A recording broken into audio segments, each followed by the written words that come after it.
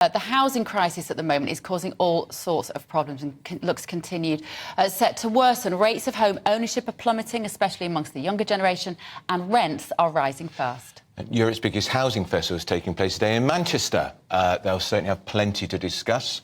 Among those attending is the Manchester Mayor, Andy Burnham, and he joins us now. Good morning, Andy. Good morning, Andrew. Morning, Bev. Morning. Very good to talk to you. Now, what are you doing about the housing crisis in your part of the world? We're doing a huge amount, actually, Andrew. We'll be laying out a plan today for what we are going to do to raise housing standards. So we are introducing a Greater Manchester Good Landlord Charter. For the first time, we need an actual kind of way of holding landlords to account. We are proposing a new system of property checks so that residents can say, look, my home isn't fit for habitation. This landlord's not treating me properly. We will then get a team to go in and check that out. And if necessary, take enforcement action all the way to taking ownership of the home. We've got a plan to build 30,000 truly affordable net zero homes in our city region, homes for social rent.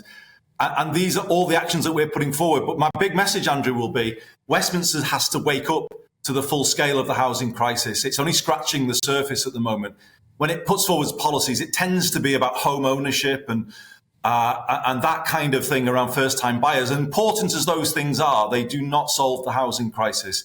So the time has come to wake up. We've got to raise standards in existing homes and build truly affordable new ones. What do you make of the government dropping that target, the compulsory target of 300,000 homes, which is now an advisory target? I don't think it gets us to where we need to go. We do have to build more homes. But to be honest, I would meet some of the campaigners halfway in saying, don't just do that all on Greenbelt. No. Actually, what you need to do is clean up brownfield in some of our parts of the north or parts of the Midlands, and then build homes for social rent on those places. That actually is a proper solution to the housing crisis. But I would say the government can't get there just by kind of hoping that people will do the right thing. The government has to set a clear lead. And I don't think, politicians can be so cowardly as to say they'll never take on a difficult argument about building homes. These things the nettle has to be grasped if we're to tackle this crisis. On like the wider social change that we're dealing with at the moment, do you think our kids' generation will aspire to be homeowners, or are we inevitably moving towards a rental society? It feels like that's where it's heading, Bev, because obviously this generation, they don't expect to own a car. And I think many of them will say, well, they don't necessarily expect to own a home, certainly not until their 40s at the earliest. And if that's the reality, you've got to get more serious about holding landlords to account. There are good landlords out there, and we believe our Good Landlord Charter will give recognition to those people. But there are a lot of bad ones too, and they get away with a hell of a lot. And we really need to legislate to protect people who rent. And to be fair to Michael Gove, he has a bill that I think he wants to bring forward to do that. But we've got to get that right, because the reality for a lot of young people in Britain is, as you've just said, they'll be renting through their 20s, 30s and maybe into their 40s. But are you OK, Andy, with that vision of the future where people don't aspire to buy a house? Because that is a massive change. Traditionally, this country was about saving and getting on the property ladder, and that's security. So are you all right with a vision in which everybody is a renter? Because I think that leaves the next generation very vulnerable.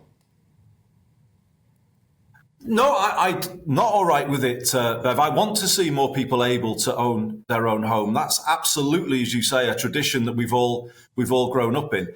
But my kind of critique is you can't have policies that are only about home ownership. We do have to do more to protect renters. We do have to do more to build more homes for social rent or council homes. You need all of these things in play if you're going to solve the housing crisis. And as far as I can see, we've talked about the housing crisis for years. When I was in Westminster, there was people always going on about it.